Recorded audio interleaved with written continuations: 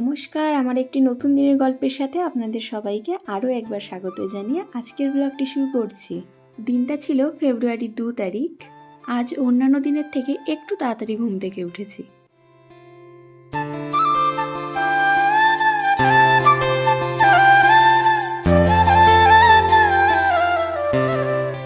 আজ আমার বাবানের হাতে খড়ি, তাই একটু সকাল সকাল উঠে পড়লাম। প্রত্যেক দিন সকালবেলা উঠে যেইটুকখানি আশিবাসি কাজ থেকে সবটাই সেরে নিয়েছি। আর এই হচ্ছে আমার শান্তির জায়গা, তো সেইটাকেও ভালোভাবে পরিষ্কার করে গুছিয়ে নিলাম। সব কিছু গুছিয়ে এখন শুধু ঘরটা মোছা বাকি, তো ঘরটা মুছিয়ে নিয়ে আমিও স্নান করে নেবো, তারপরে পাপানকেও স্নানটা করিয়ে দেবো। যাদের ঘরে এরকম ছোট্ট একটা পুচকু বেবি থাকে তারা তো জানেই, তাদের প্রত্যেকটা দিন কিন্তু একটা নতুনত্বের সাথে শুরু হয়।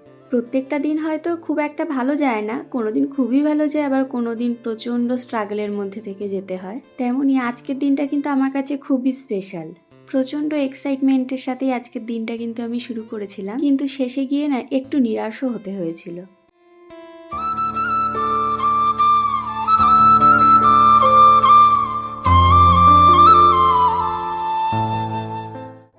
আমাদের না কিছু নিয়ম থাকে যেগুলো না আমার মানতে বড্ড অসুবিধা হয়, কিন্তু ওই যে সমাজে চলতে গেলে বাধ্য হয়ে কিছুটা মানতেও লাগে। কেউ যখন নিয়মটা বলে তখন খারাপ লাগে, কিন্তু তার প্রতি কখনো রাগ হয় না যে কেন বললো, কিন্তু আমার রাগটা এই জায়গায় যে নিয়মগুলো সত্যি কে তৈরি করেছে। আচ্ছা আপনারাই বলুন, মায়ের নজর কখনো খারাপ হতে পারে?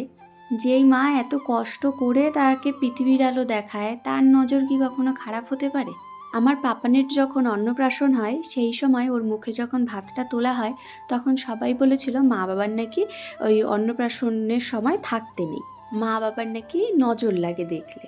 আচ্ছা, একটা প্রেগনেন্সি টাইম থেকে ডেলিভারির পরে অবধি একটা মায়ের মধ্যে যে কত কিছু হয়, যারা মা হয়েছে তারা তো আশা করি বোঝে, কিন্তু তারপরেও জানি না কেন তারা এই নিয়মগুলো পালন করে। প্রেগনেন্সি টাইমে বলুন বা ডেলিভারির পরেই বলুন, অনেক রকমের ডিপ্রেশন থাকে। হয়তো কোনো মানুষকে তার প্রয়োজন ছিল, কাউকে সে পাশে পায়নি, একাই সব কিছু সামলাতে হয়েছে।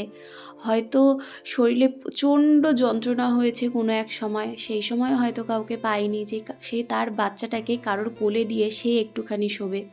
এরকম প্রচুর ধরনের অনেক কিছু না প্রবলেম থাকে। সেই সময় ধরুন যখন একটা মানুষ প্রয়োজন ছিল সেই সময় কিন্তু পায়নি, পরবর্তীতে হয়তো পাচ্ছে, অনেক মানুষজন আসছে, কিন্তু সেই সময়টা তার প্রয়োজন ছিল না। যেই সময় প্রয়োজন ছিল সেই সময় সে কাউকে পায়নি। সবার ক্ষেত্রে হয় না, কিছু কিছু ক্ষেত্রেই হয়, মানে অধিকাংশ ক্ষেত্রেই হয়। হয়তো 100%-এর মধ্যে হয়তো 90% লোকেরই এরকম প্রবলেম থাকে। 10% যাদের কপাল খুবই ভালো বা বাড়ির লোকজন খুবই ভালো, হয়তো তাদের এই সমস্যাগুলো ফেস করতে হয় না। তো সেই সময় সেই মায়ের এত ডিপ্রেশন, এত কষ্ট থাকা সত্ত্বেও সে কিন্তু তার সন্তানের প্রতি কোনো খামতি রাখে না। টাইম টু টাইম খাওয়ানো, তাকে সুস্থভাবে মানুষ করে তোলা, এই ঠান্ডা লাগলো নাকি, মানে অনেক কিছু, সেগুলো তার বলে হিসাব করে বলা যায় না।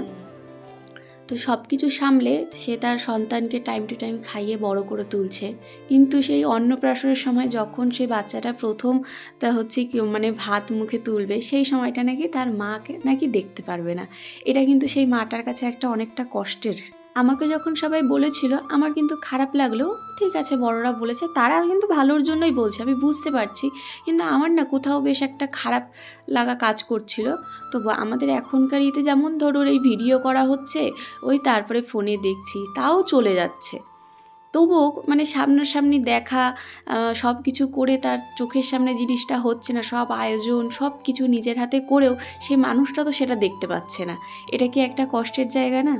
একটা ছোট্ট বাচ্চাকে সে নিজের হাতে একটু একটু করে সে বড় করে তুলছে, নিজের চোখের সামনে সে বাচ্চাটা বড় হচ্ছে। অবশ্য মানে তার ভালো দিনগুলো সেটা কি তার মা দেখতে পারবে না, মানে এই নিয়মটা না আমি মোটে মানতে পারি না। আজকের দিনটাও না খুব আমার একটা মানে স্বপ্নের দিন ছিল যে ও প্রথম হাতে খড়ি দেবে, কত কিছু মানে নিজের মধ্যে করে একটা কল্পনা তৈরি করে নিয়েছিলাম। কিন্তু যখন হাতে খড়ি দেওয়া হলো শুনলাম তার মা নাকি তার ওই প্রথম হাতে খড়ি নাকি দেখতে পারবে না।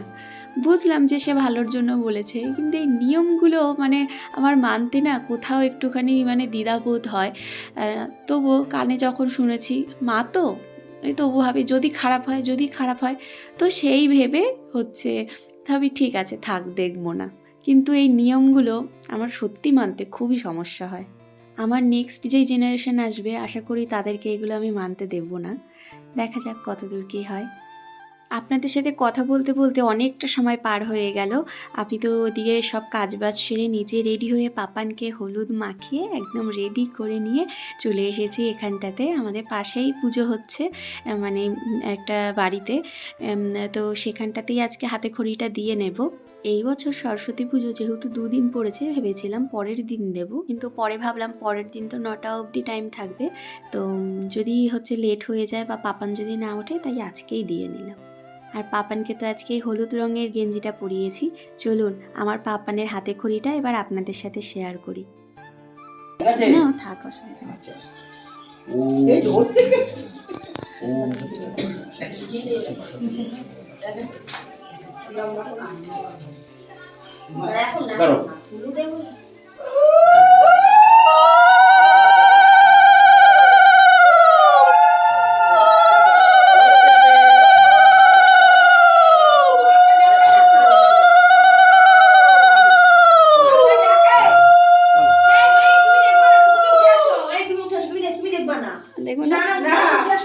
চাই না তো, ক্যামেরাটা করে দাও না, ক্যামেরাটা করে দাও।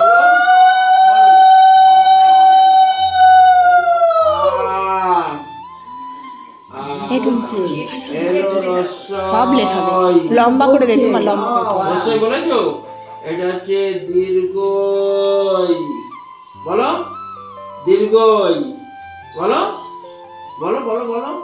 আচ্ছা এই হলো ক, বলো এই হলো খ, এই হলো গ, এই হলো ঘ, এই হলো উম। আচ্ছা বলো এলো একে চন্দ্র, বলো এলো দুইয়ে পক্ষ, বলছো? আচ্ছা বলো এলো তিনে নেত্র, চারি বেদ, পাঁচে পঞ্চবান, ছয়ে ঋতু, সাতে সমুদ্র, আটে অষ্টাবসু, নয়ে নবগ্রহ, দশে দিক।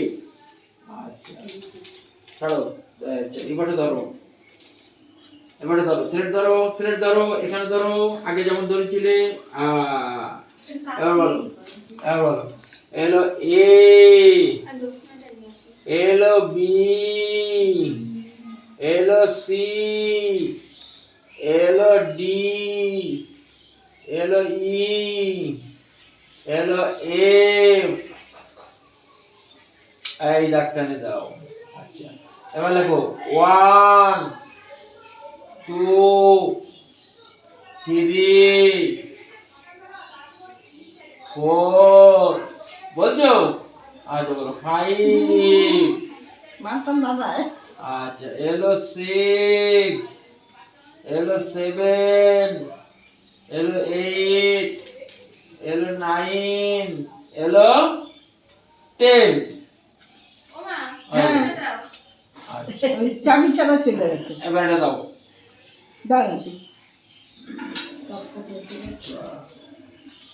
হাত দাও, হাত দাও, এরকম হাত দাও, এরকম হাত দাও, এরকম হাত দাও, হাত পাতো, হাত পাতো, হাত পাতো, হাত পাতো। আচ্ছা এবার মোছো, এটা মোছো, মোছো, এরকম ভাবে মোছো, মোছো, বাহাতে ধরো ছেলেটা, মোছো, সুন্দর করে মোছো। আচ্ছা আরে দিচ্ছি, নাও মোছো, বলো হয়েছে?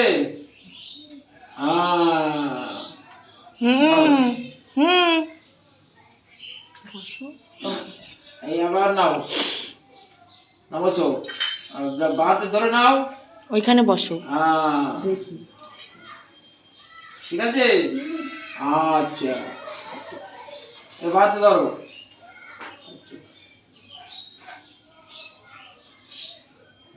ছাড়ো, ধরো, বলো ঠাকুর আমাকে বিদ্যা দিও, বুদ্ধি দিও, আমি যেন ভালোভাবে লেখাপড়া করতে পারি, ঠিক আছে?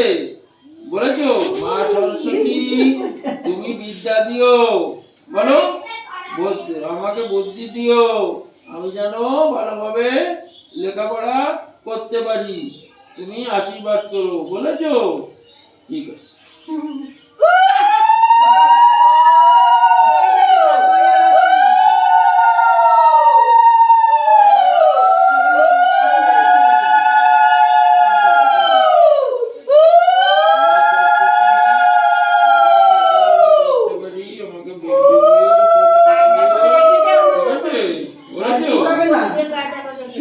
ওটা নিচে দেশ। এই তো আমার পাপানের তো হাতে খড়িও হয়ে গেল, সবাই ওকে আশীর্বাদ করবেন ও যেন খুব ভালো মনের একজন মানুষ হতে পারে। ভিডিওটা স্মৃতি হিসাবে যেহেতু রাখবো তাই আজকে আর কোনো কাট করিনি। তো আজকের মতো বিদায় নিচ্ছি, সবাই ভালো থাকবেন, সুস্থ থাকবেন, টাটা।